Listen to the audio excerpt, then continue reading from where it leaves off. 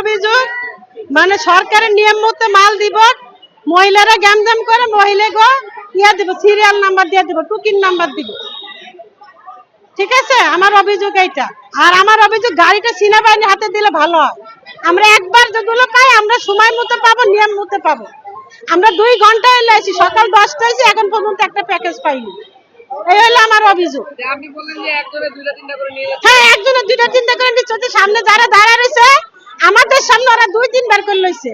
আবার কিছু বলতে গেলে আমাদের মুখের মাস্ক খুলে দেয়, হিজাব টানতে খুলে দেয়, আর মানে অনেক বিশ্রী ভাষায় গালিগালাজ করে।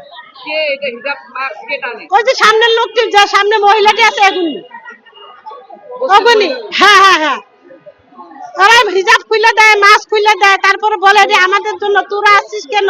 আমরা তো মিডিয়াম সাইজের মানুষ, আমরা ভিক্ষাও চাইতে পারি না, বাসায় কাজ করতে পারি না।